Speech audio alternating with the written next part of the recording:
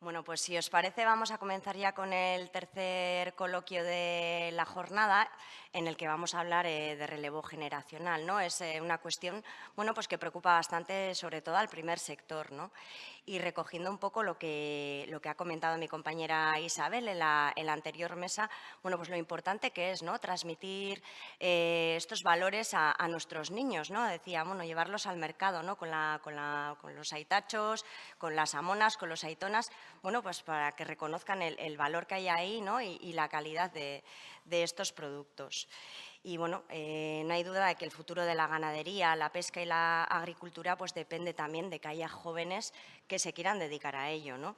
Porque sin relevo generacional pues está claro que no hay futuro ni para nuestros baserris, ni para nuestros barcos, ni tampoco para nuestra manera de vivir.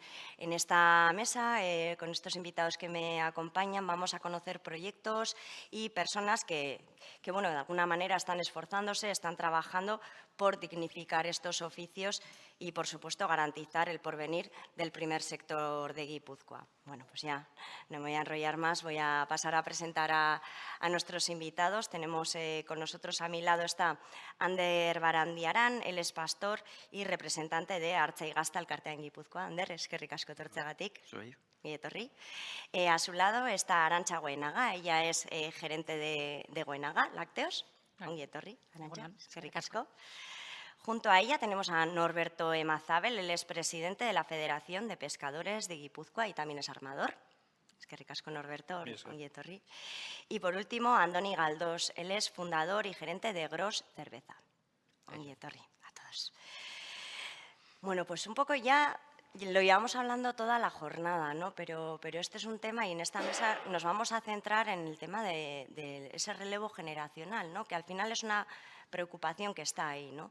¿Cómo podemos hacer para que los jóvenes de hoy en día vean en el primer sector pues un futuro, vean un proyecto de vida y que quieran trabajar ahí? Arantxa, si te parece, empezamos contigo. Bueno, pues yo creo que hoy en día hay que poner en valor el primer sector y para ello pues ha habido muchos años que se ha hablado mal del primer sector, ¿no? De la ganadería del pastor, de las muchas horas que mete, de lo poco rentable que es.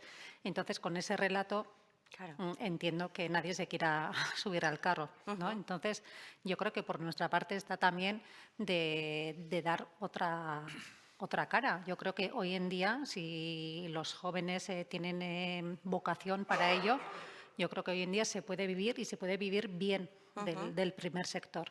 Eso no quiere decir que sea todo fácil. Pero igual que en el primer sector, pues como en otros oficios, cuando emprendes en algo y eres autónomo, pues todo cuesta. Entonces, yo creo que hay que inculcar también el trabajo autónomo, ¿no? De que los jóvenes también puedan ser autónomos y crear sus trabajos y crear su vida, como un futuro de vida, de trabajo y rentable. Y eso yo creo que se puede hacer desde el primer sector también. O sea, más visibilidad, ¿no? Más visibilidad, pero eso es, pero enseñando de las cosas buenas. Nosotros, por ejemplo, hemos hecho muchísimas inversiones en ese aspecto, ¿no? Para que el trabajo en el caserío pues pueda ser factible, podamos descansar el sábado, el domingo, los horarios que no sean infinitos y sea rentable.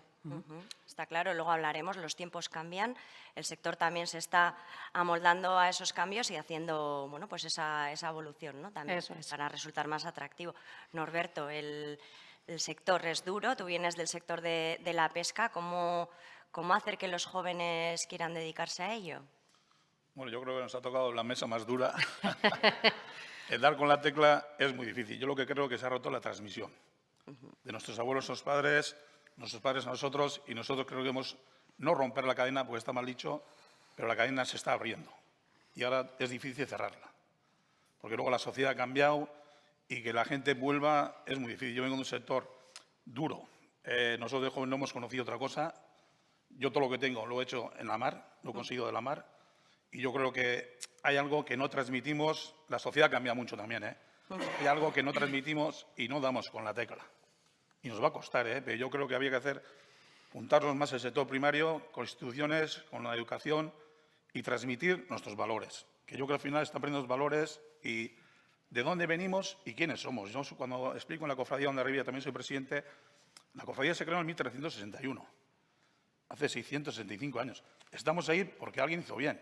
Los que estamos, yo creo que seguimos las cosas haciéndolas bien, pero no transmitimos a los chavales y nos cuesta, ¿eh? Traemos colegios, tenemos unos programas con la cofradía y San Arranchale, han pasado 900 chavales, tenemos de 6 a 12 años San Arranchale pescando en el muelle, luego tenemos San Arranchale de los barcos, tenemos venta de aguas con gente de la ESO, luego hay un programa de traslato con el gobierno vasco para la gente que está en formación profesional para hacer prácticas, pero es que luego viene muy poca gente a la mar.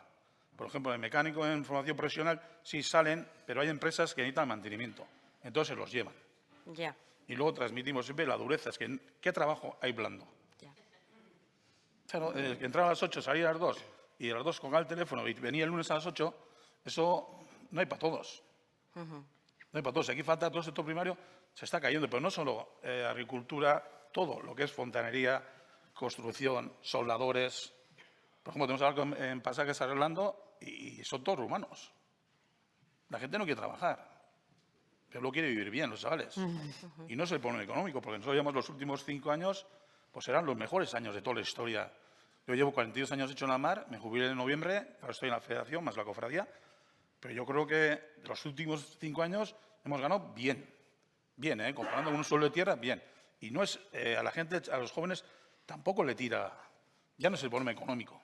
Yo creo que hay dos problemas que había que analizarlos fuera de esta mesa y ya en plan más serio. Y dar con la tecla entre todos a ver si podemos conseguir que vuelvan. Es un poco también lo que decía Arantxa, ¿no? Que nos hemos igual focalizado en mostrar la parte negativa y, como dices tú, Norberto, pues tampoco, o sea, el trabajo es trabajo y hay que esforzarse, ¿no? Y todo tiene sus pros y tiene sus contras y luego sí que me va a interesar un poco la experiencia personal de cada uno, pues conocer, ¿no? En tu caso, bueno, pues porque entraste en la mar, entiendo que te venía igual de familia, en el caso de Arantxa también en su caserío, pero tenemos con nosotros a Ander, que es artzaia, es pastor, y tú no venías de caserío, Ander. No, yo no nací en un caserío, nací en una zona rural. Mis abuelos eran maizterrak y no tenían caserío propio. Y tuvieron que salir del caserío y luego yo soy de Amasa, Villabona. Villabona se fue creciendo y cogió las tierras donde nacieron mis antepasados, vamos a decir.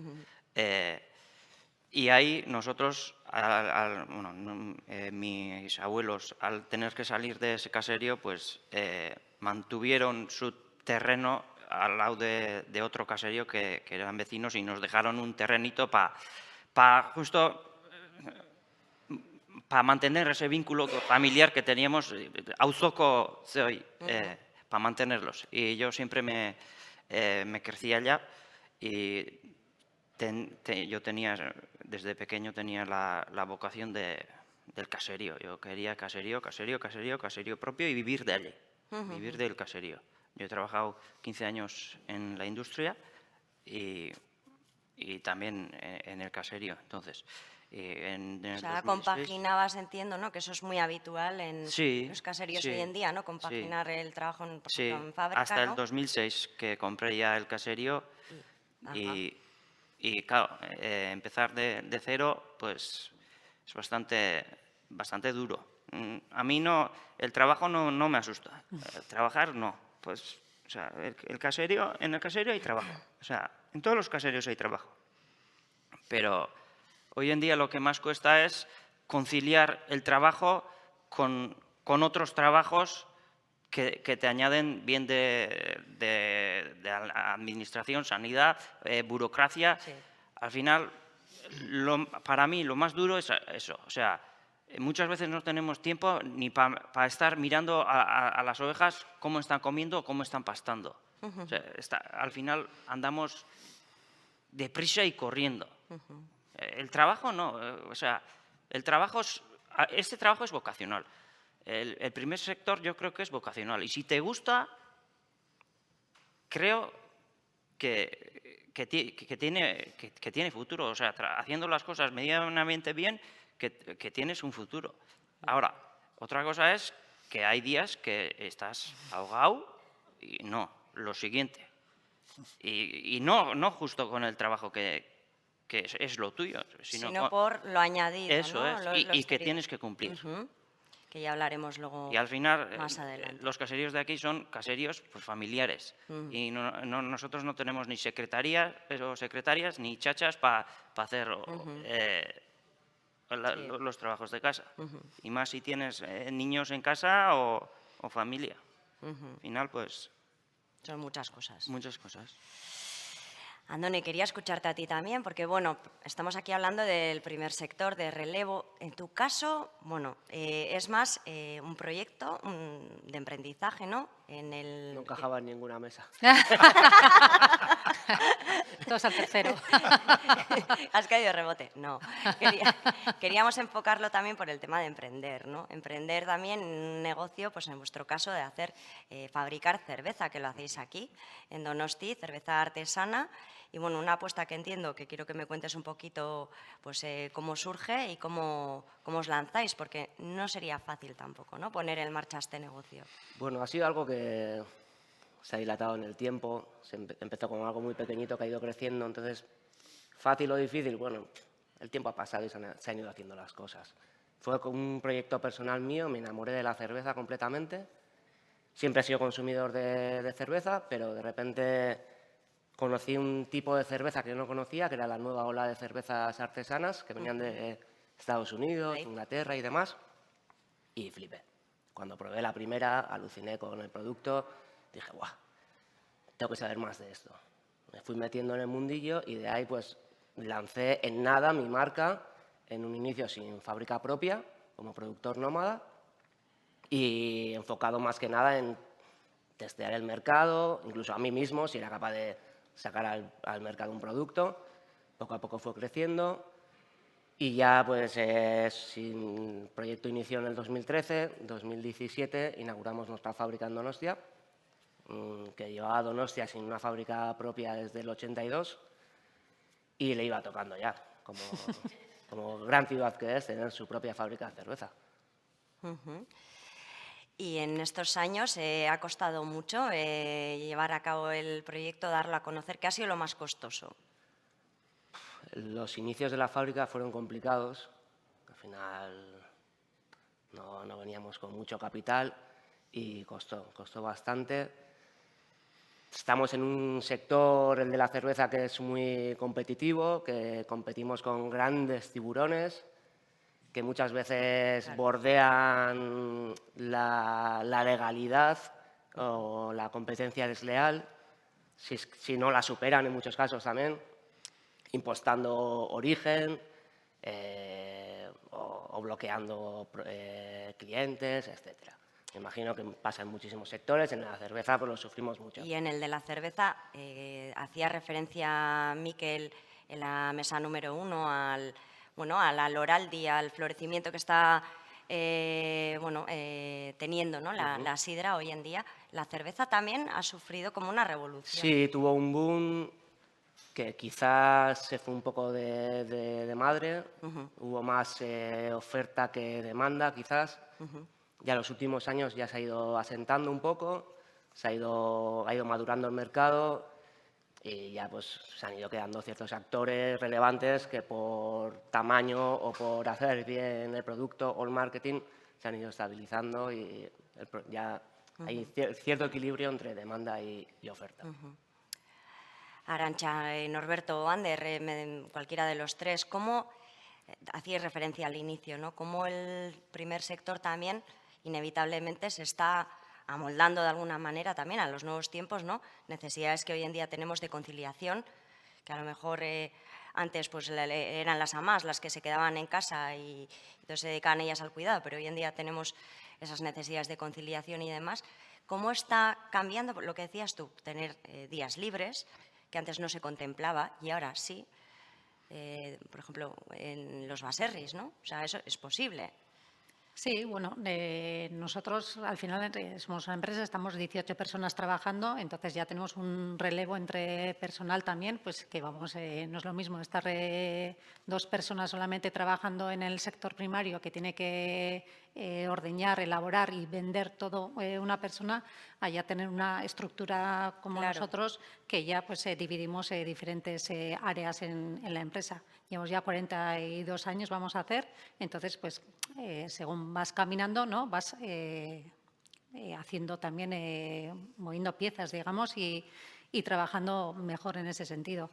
En nuestro caserío antiguamente vivían nuestros abuelos y el abuelo, en nuestro caso, era el que trabajaba, digamos, más en el campo, en el caserío, y la abuela era la que gestionaba, iba, digamos, iba al mercado a la Brecha a vender sus productos y traía el dinero a casa y gestionaba el caserío y la familia.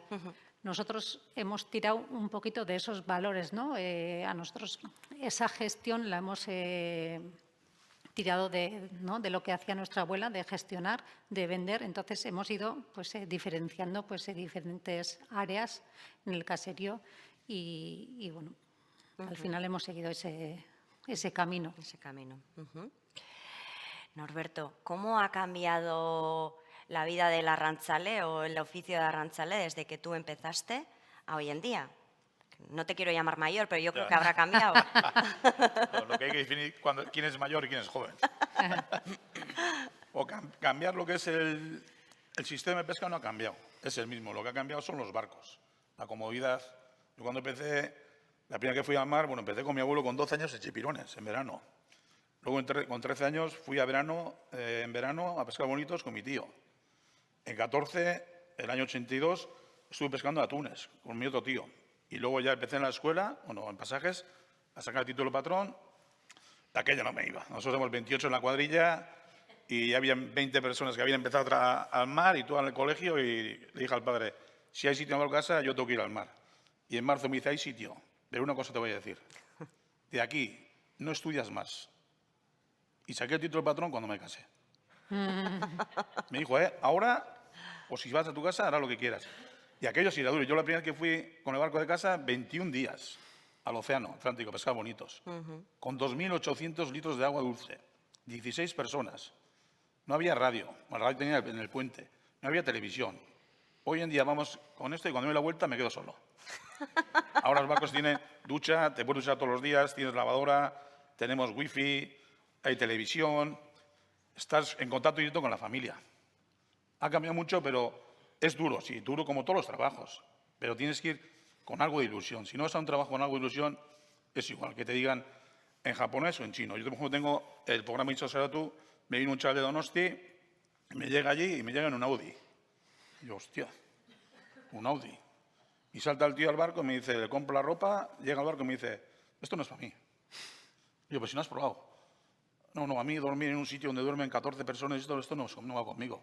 Y digo, pero en la escuela no te han dicho lo que era esto. Claro. No. Y hay un chaval que vino el año pasado conmigo, que tiene 17 años, para mí ha sido como si fuera mi hijo. Yo me iba para atrás 40 años y pensaba que yo era como él. Él tiene una ilusión y todavía hablo mucho con él, ¿eh? Y ves y dices, joder, al final dices, ese sí ha cogido los valores que le han transmitido sus padres. Que es lo que se ha roto la cadena, que es, bueno, romper no, que se ha abierto, que hay que cerrar, que cuesta mucho. Luego la gente hoy en día se ha puesto, el mar, por ejemplo, de lunes a viernes ahora en Anchoa, que todavía están en Anchoa, viernes a domingo están en casa. Ahora cuando empieza el verano ya es más duro. Más duro para un joven, se ha hecho novia, no le ve.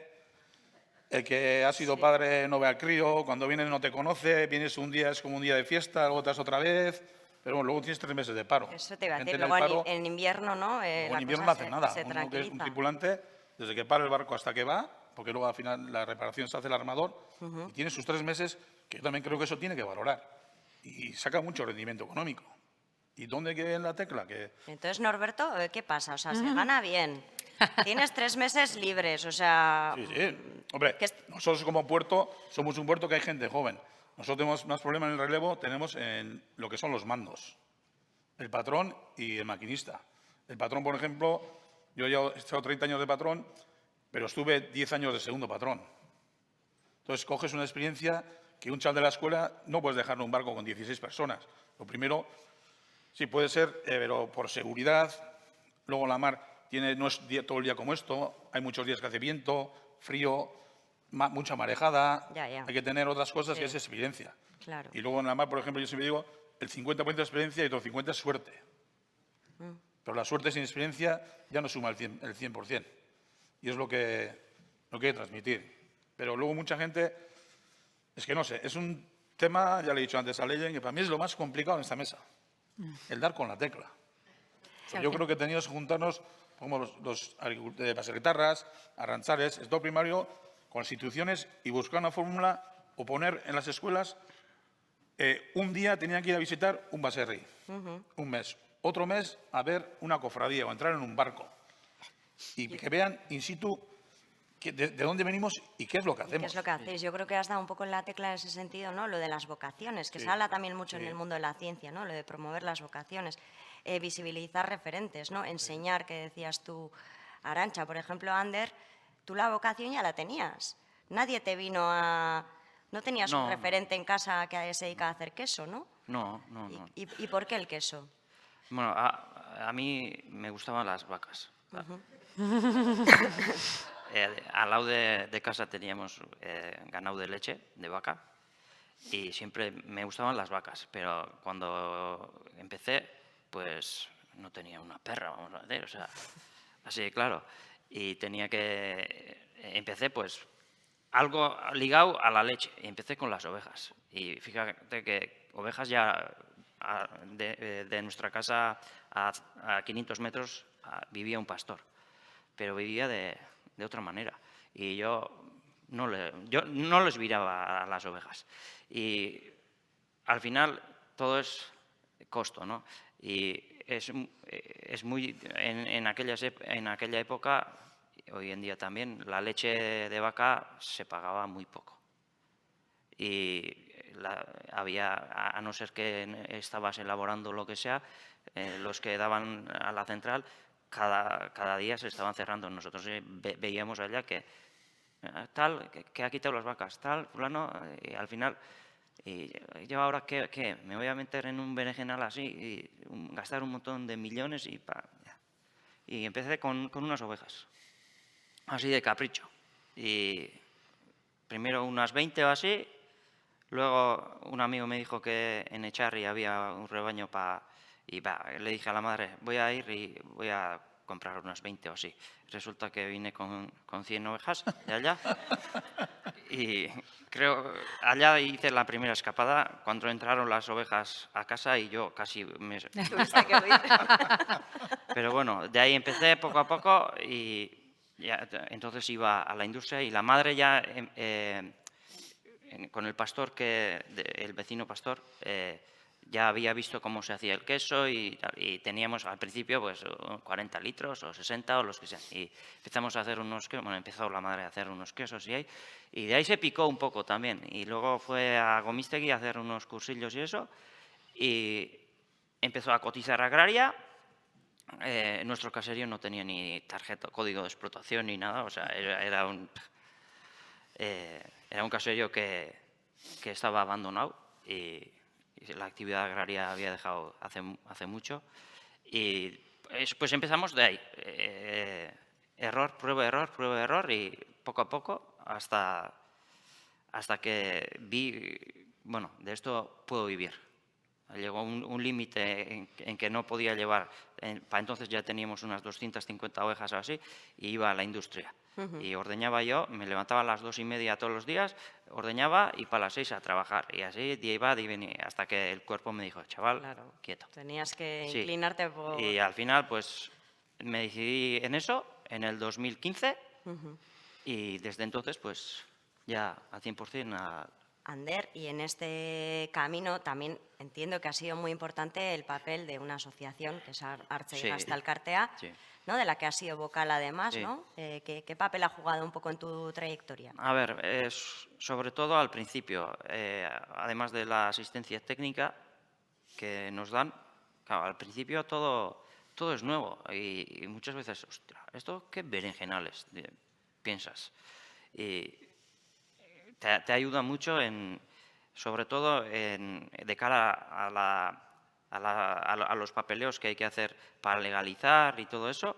Y luego, pues, en cuanto a la calidad del queso también, en la elaboración y los errores que puede haber y todo eso. Y luego, aparte, la vía comercializadora, que para mí al principio fue vital. Claro, empiezas, no tienes clientes, sí, al principio si haces 1000 kilos o 500 o los que sean, pues sí, ya los emplearás, pero para vivir de eso, pues la producción también es más alta, no tienes mercado. Entonces, para mí, Artzaigazta me ayudó mucho. Tenemos una vía, un tal de comercializatzailea, se llama, y de ahí se vende queso de todos los pastores que quieran, con una etiqueta conjunta. Y para mí fue un modo de empezar y sacar el producto a un precio digno y empezar a ver unas perras. ¿Y en esa etiqueta qué pone? Ahí te pone Artzaigazta el Idiazabal, baserrikoa, y luego el nombre de cada pastor. Vale. Pero el formato para todos es el mismo. El mismo. Sí. Arantxa, y siguiendo un poco con temas lácteos también, vosotros en Goenaga, sobre todo yogures, ¿no? Tenéis aquí el Baserri en Donostia. Sí, eso es.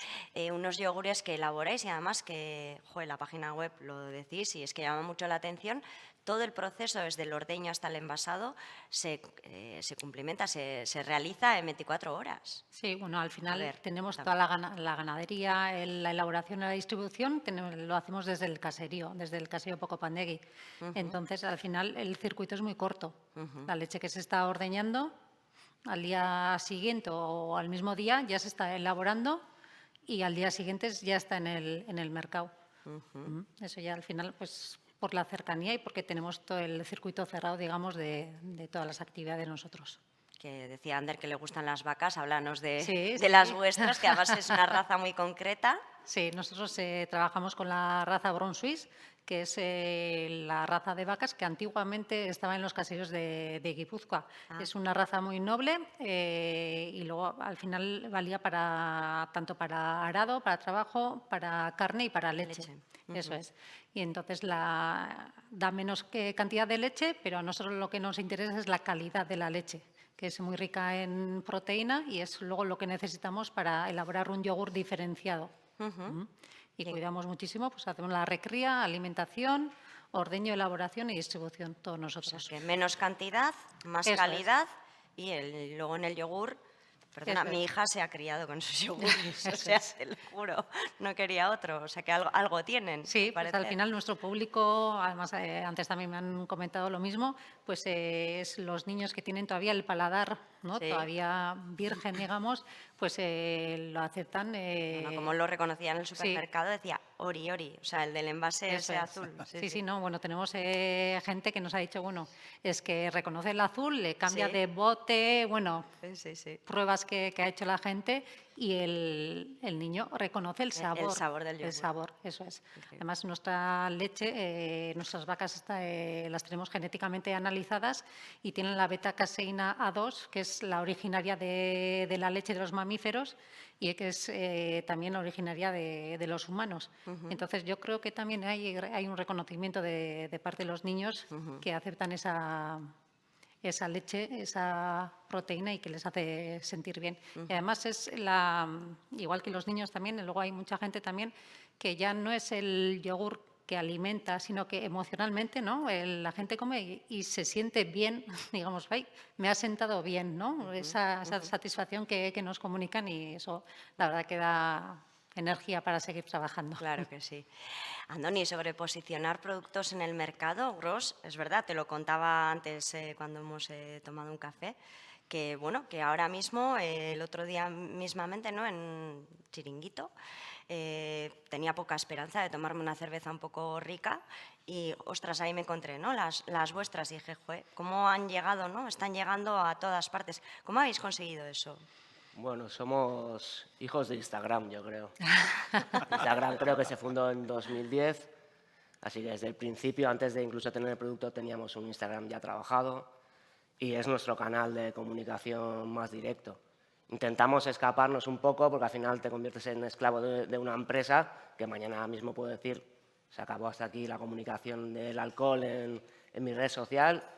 Entonces intentamos salir de eso, pero bueno, sobre todo ha sido mediante redes sociales. Redes sociales y luego mucho boca a boca. Sobre todo boca a boca. No hemos hecho mucha labor comercial tradicional de tocar la puerta y demás. Hemos dejado que fuera expandiéndose la marca como una gota de aceite sobre el agua. Y bueno, pues hemos ido creciendo poquito a poquito. Es un de poco esa manera. reflejo, ¿no?, de lo que sois, una empresa pues, joven, emprendedora, ¿no?, que al final tira también de nuevas tecnologías y de nuevas herramientas, ¿no? Norberto, que decías que hoy en día hay wifi, pero que aún así pues que la gente no le convence mucho lo del barco. Cuéntanos cómo, bueno, ya nos has contado un poquito por qué empezaste tú y un poco tu trayectoria, ¿no? Pero ¿qué le dirías a esos chavales que no saben muy bien a qué dedicarse y cómo le venderías un poco el oficio? Joder, vaya preguntita,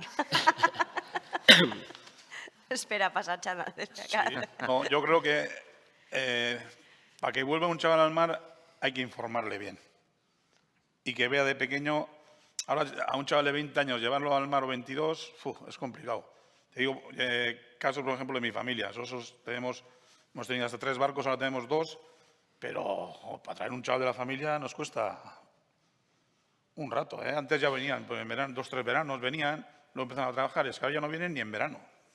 O sea, transmitirle, si tu familia te cuesta traer a gente, a ver cómo le convences al de fuera. Y la tecla, yo creo que hay que divulgar mucho y bien, que algo bien no hacemos, porque la cadena está medio rota por nosotros, porque nuestros abuelos transmitieron a nuestros padres, nuestros padres a nosotros y nosotros que estamos abriendo la cadena para que esto se rompa. Ahora, ¿cómo cerrarla? Yo creo que es cuestión, y siempre digo, para mí hay que juntarse todos los sectores a hablar, porque igual entre todos podemos conseguir algo. Eso es lo que hablamos en el tema de la pesca, al final es un circuito cerrado y les pasará, yo creo que a ellos les pasará lo mismo. Si hablas con gente de otro sector y haces mesas redondas y te juntas, oye, podemos hacer este proyecto conjunto, pues yo creo que pues, sí, se podría conseguir algo. Y luego, como decía Ander, el tema de redes sociales es Fundamental. primordial hoy en día. Hoy en día, ¿quién no tiene un buen teléfono? Todo el mundo se comunica, aunque TikTok, que Instagram, y yo creo que hay que divulgar eso bien, pero hay que hacerlo bien, que cuele, que yo creo que de momento no hemos dado con la tecla.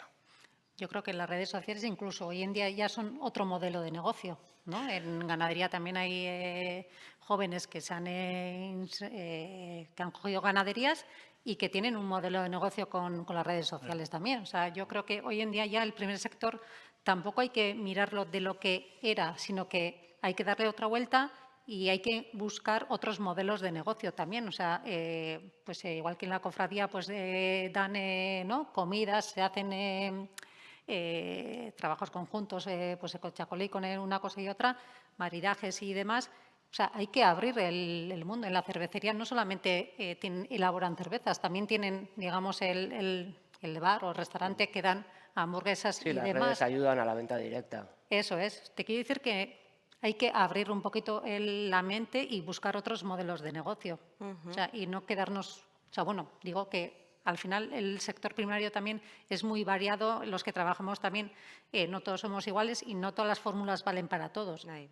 Pero cada uno pues tiene que buscar su nicho también, ir evolucionando y buscar nuevos modelos de negocio para que el primer sector sea rentable y que no estos, para mí es muy importante que no estemos en manos de los demás, sino que comercializar y poner el valor, el precio a nuestros productos, el sector primario.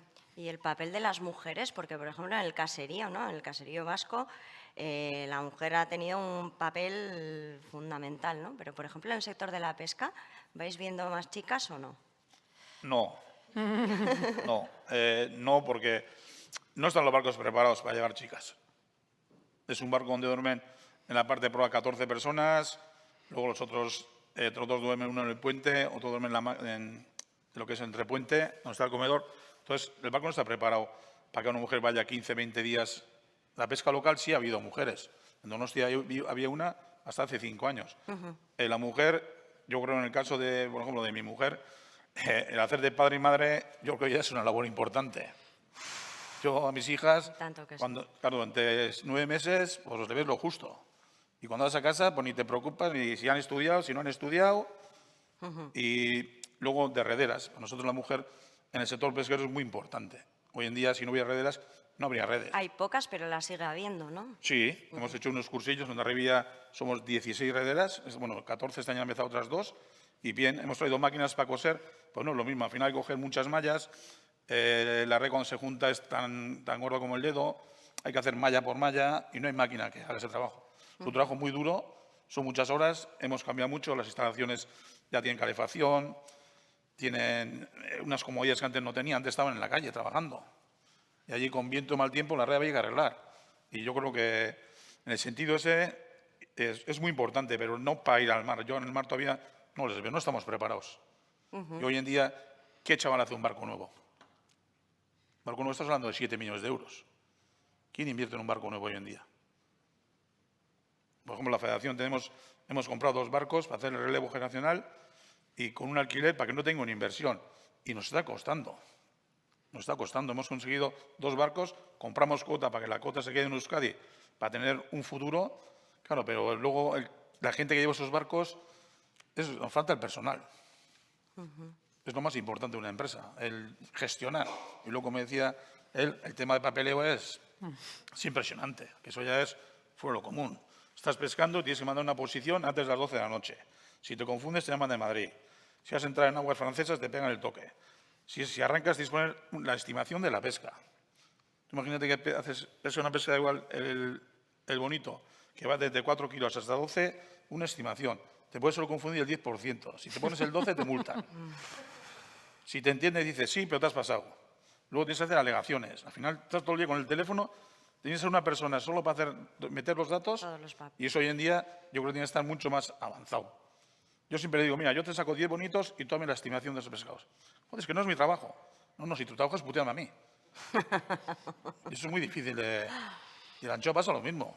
Las cajas de 10 kilos, cuando vendes a fresco, la metes en 8 kilos, y luego estima eso, en 1000 cajas. Siempre te confundes, un 10% que le pedimos que subieran un 20%. Y no hay manera, pero bueno. Ander, en cuanto a dificultades, Norberto decía, ¿no?, lo que hacías mención tú, ¿no?, el tema del papeleo. ¿Qué dificultades te has encontrado en estos años que llevas elaborando queso? A ver, lo que a la elaboración concierne no veo yo tanta...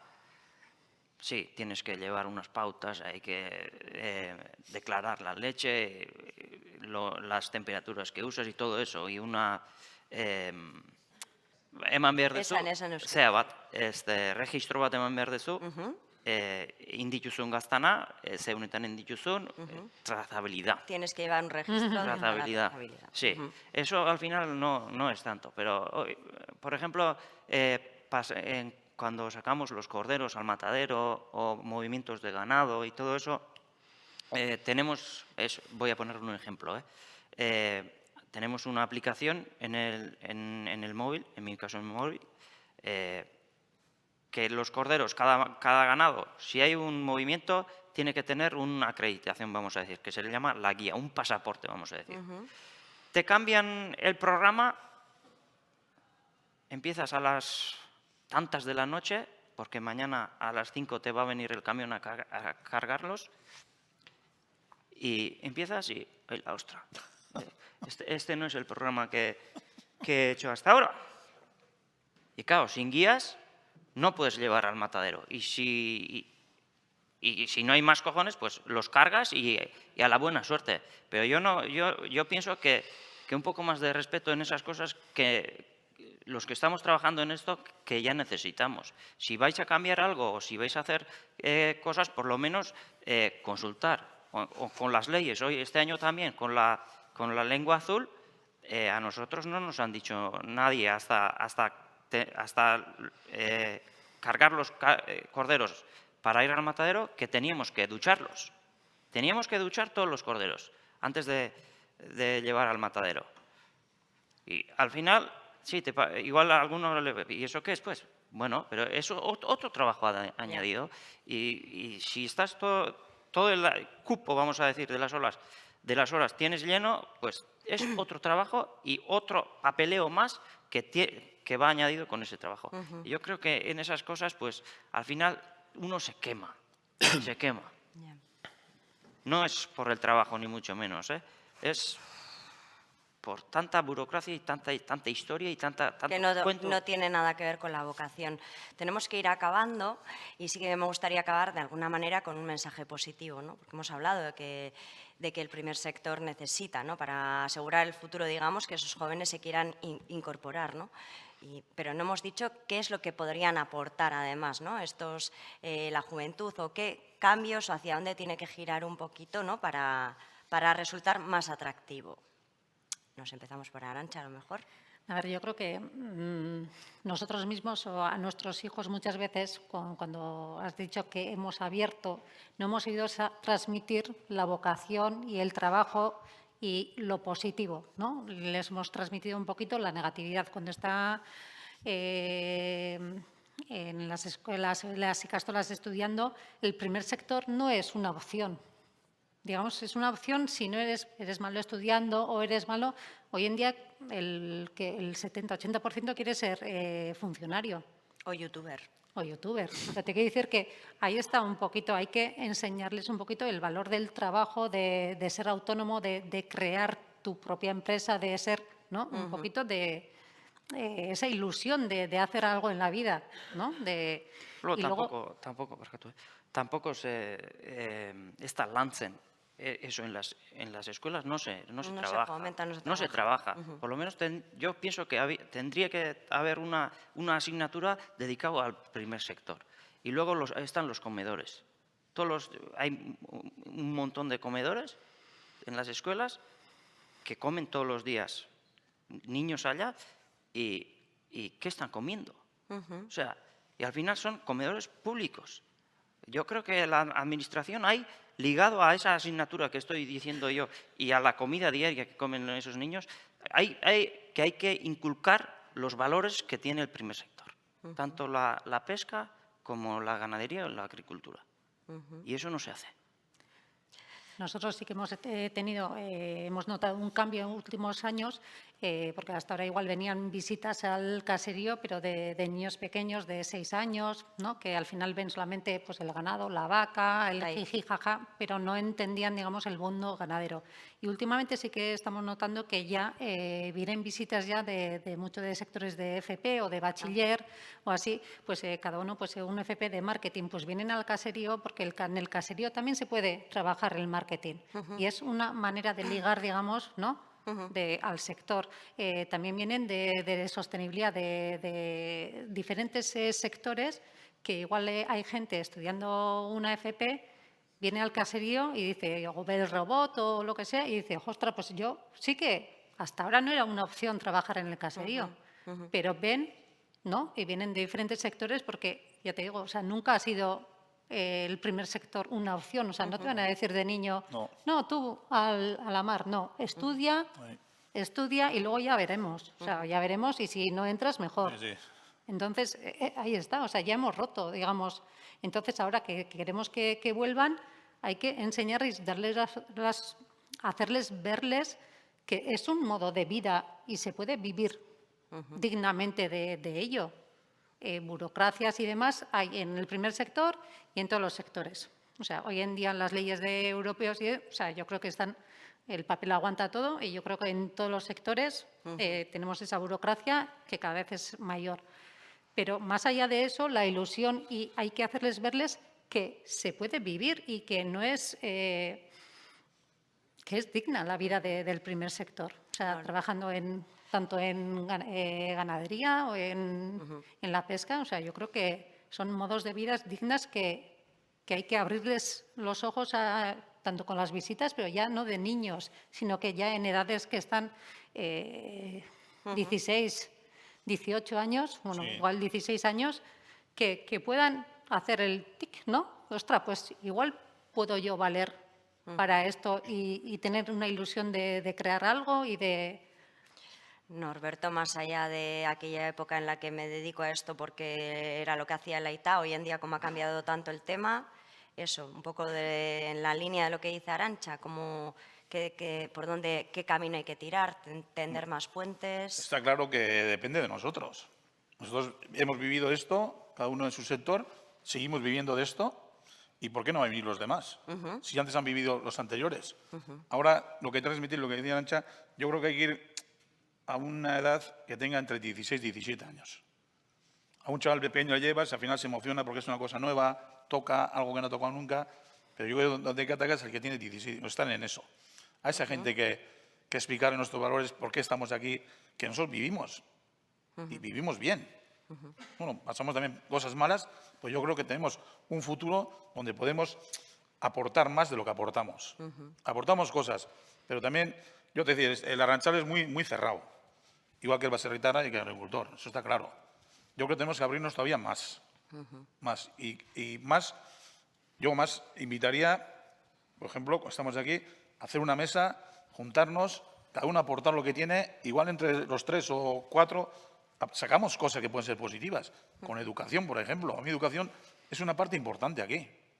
Tiene que meter, como decía hay que meterle algo en una asignatura que sea relacionado con esto primario. Tenemos que defender lo nuestro. Si no defiendes tú lo tuyo, ¿quién va a venir a defenderte? Puedes venir y te dice, te pegan la espalda, venga, hasta luego.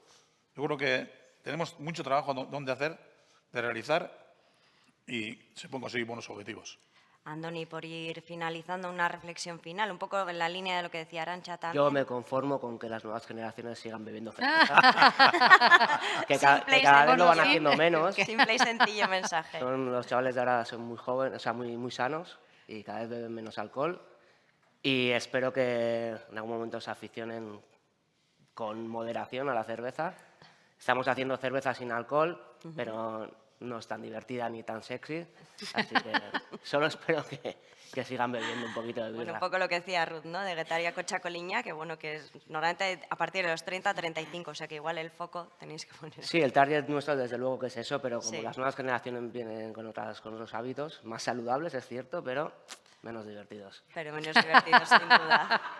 Bueno, pues mila esker guztioi, de verdad, por haber participado, me quedo, ¿no? Con esa ilusión que transmitís, ¿no? Y con las palabras también de Norberto, ¿no? Que se puede vivir de esto y se puede vivir bien.